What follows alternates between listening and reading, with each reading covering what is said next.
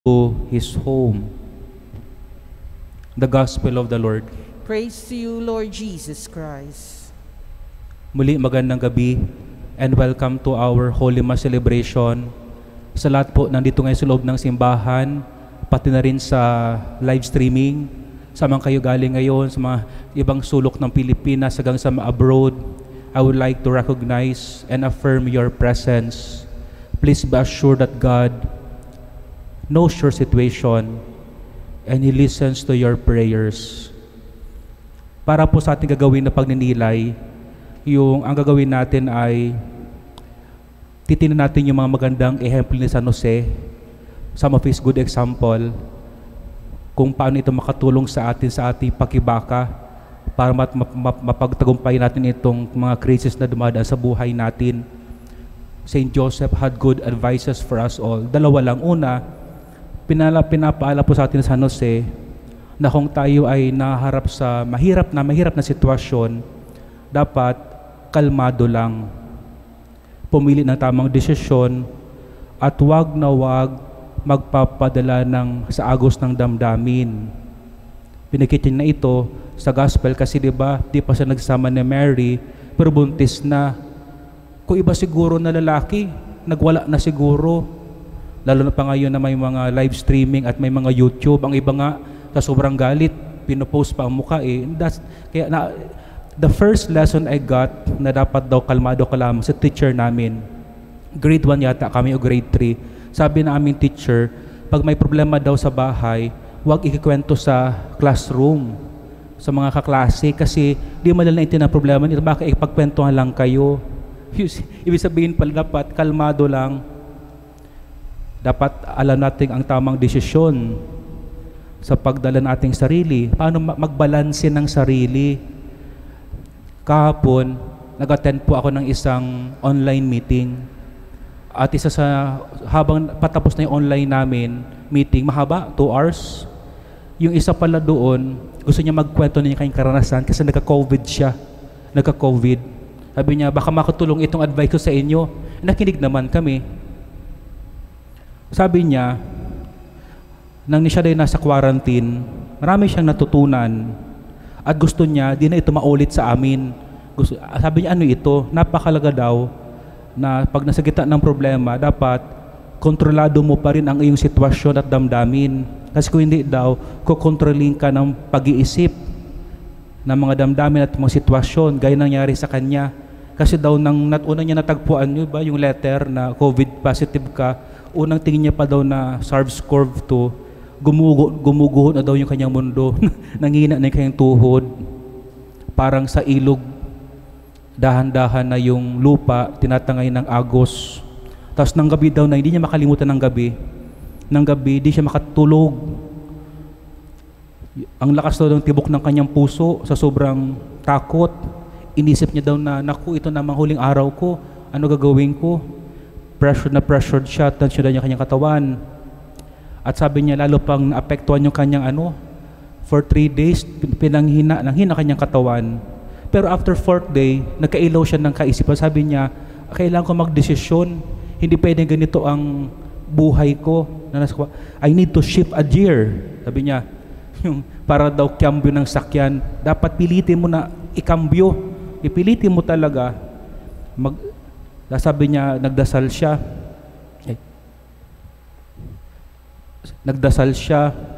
pinakalma niya kanyang sarili, nagrelax siya.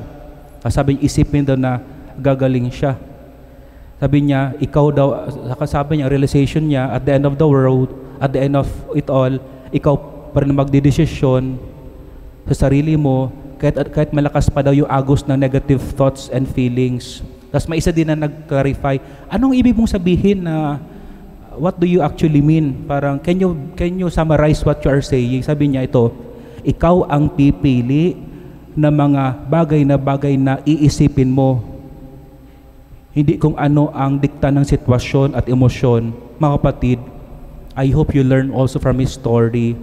Tayo ang pipili ng mga bagay-bagay na iisipin. It's a good challenge to all of us. I don't know what you are undergoing right now, but I believe you have your own story. we try also to observe ourselves, study ourselves. How do we usually react kung ang mga bagay-bagay sa paligid natin ay unti-unting gumuguho? What do we usually do immediately? What do we feel? What do we say? What do we do to one another? Maganda siguro, agapan natin kaagad ating sarili. Agapan kaagad by the help of God. Agapan. And remember Saint Joseph always. Remember Saint Joseph. Mary buntis na, ba't hindi siya nagwala? Always remember he is a very good example to all of us, to all fathers and mothers, to all children. Remember always Saint Joseph to deal properly, to always choose a peaceful way in settling an issue, to choose properly the thoughts. Kaya ang tawag sa kanya sa gospel, Joseph was a righteous man. Matuwid ang kanyang pag-iisip, matuwid. So piliin lagi ang tuwid. But I know it's difficult. Kasi ako din I'm a sickly person. At simula pa kami bata, ang dami pinadaan ng pamilya namin problema. It's difficult but it's not impossible. Why not impossible? Kasi according po kay St. Thomas Aquinas, sabi niya, you can train yourself. Kaya mo naman i-exercise ang sarili. Parang muscle, di ba? Dati mataba, pero parang muscle ka araw-araw, may lalabas na bundok ng muscle. Ganoon din sa ating panloob. Kung araw-araw mo daw i-exercise ang sarili mo sa loob, dahan-dahan, may tutubo dyan.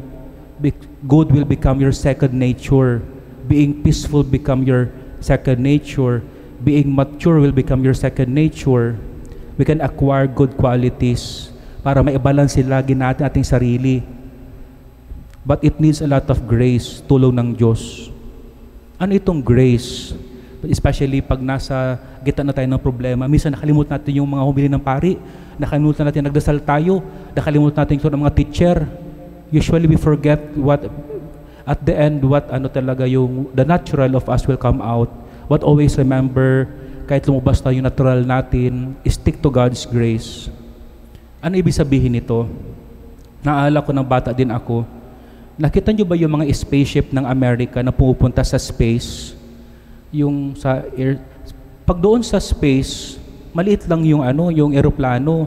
Tapos pagbaba na pag naglanding na sa sa lupa, maliit lang. Pero one time, nanood ako ng launching ng isang space rocket. Bakit ang laki?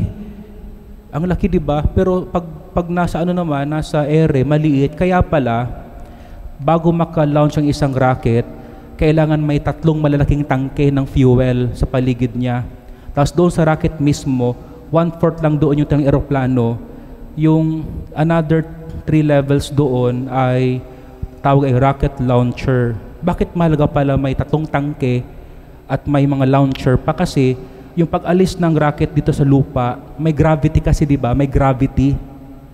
Parang it push you down. At yung eroplano naman, he will try his best to go up. Naisip ko ganoon din ang buhay natin.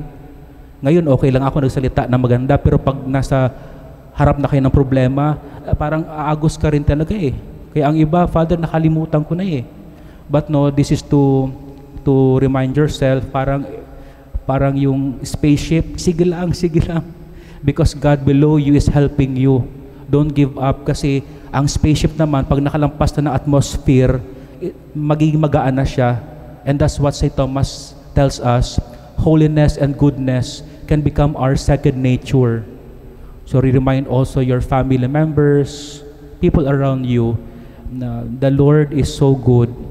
He will help us. Pangalawa naman, na pwede po matutunan natin kay Saint Joseph, yung kanyang pagyakap sa misyon na binigay sa kanya ng Panginoong Diyos, na maging ama ni Jesus at maging asawa ni Maria.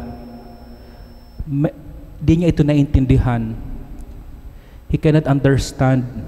Saint Joseph, he cannot understand bakit ito buntis na, bakit Holy Spirit, bakit si Jesus tagapagligtas. But even he cannot understand many things, he embraced it. Siguro like Saint Joseph, marami din mga bagay sa buhay natin we cannot understand. Why we are here on earth, what are we here for? But We can really fully understand what we are here for. We cannot understand why bad things happen to us, even when we are doing good and praying. We cannot really fully understand bakit siya naging asawa ko, bakit kayo naging mga anak ko, o sa mga anak naman, bakit di ko maintindihan, bakit ako dito sa pamilya pinanganak sa pamilyang ito, ano kayang purpose ng Diyos, bakit ako dito nilagay, o bakit ako pinanganak pa, o why people hurt me in the past. I tell you, we really can understand many things. But like Saint Joseph, though we cannot understand, we embrace life because we are already here. There's no more turning back. Friends, again, many things we can understand because our understanding is limited. But just like Saint Joseph, embrace what God has set for you. Even you cannot understand everything. Ang mahalaga for now, just do what you can, and the rest, leave it to God. Basta sa tulong ng Diyos, sikapin lang na maging mabuting magulang sa mga anak, ama sa pamilya, ina sa mga anak. As the most important, maging mabuting tao. Sabi ni St. Thomas Aquinas, kahit iba-ibang ating mga rota sa buhay, we have a common destination to live well our life. And tell the Lord in your misunderstanding, confusion, tell the Lord, Lord, this is the best I can be. This is the best I can offer to you. And I tell you, bahala na po ang Diyos mag-multiply. Just remember yung kwento sa gospel, yung multiplication of loaves. Diba, ang na-offer lang nila kay Jesus, 2 fish at 5 bread. That symbolizes our unworthiness and limitations. Pero kahit 2 bread, 5 bread lang yung 2 fish, but the Lord bless it and make it grow. Siguro di po sa atin, offer the best you can think you have and offer everything, even your insecurity, your self-doubt, even your discouragement of life. Still, we believe God will use it for His purpose, and always make yourself available for His use. Kasi later on, I tell you, before your eyes, God Himself will make things fall into place. Then you will understand. But for now, maybe not. But just continue. To close this homily, I will just give you a good story para po to illustrate to you what I'm talking about. Di ba si Jesus dumating sa buhay ni Maria at Jose? Nagulo tuloy yung buhay ni Jose at ni Maria. Kasi engaged na sila, Jose at Maria. Then Jesus came. Pero fast forward dapat, what happened after 33 years when Jesus died on the cross? Itong bata inilagaan ni Joseph became the source of salvation to all. You see? Fast forward. Pangalawa naman, itong si Jesus, fast forward 2,000 years ago, then we have the church, the Eucharist. At sa simbahang ito, na inilalaya ni San Jose, yung simbahang ito ngayon na pinagmumulan, pinagalingan ngayon ng panampalataya, pag-asa at ilaw, na kung saan nandito tayong lahat kumakapit.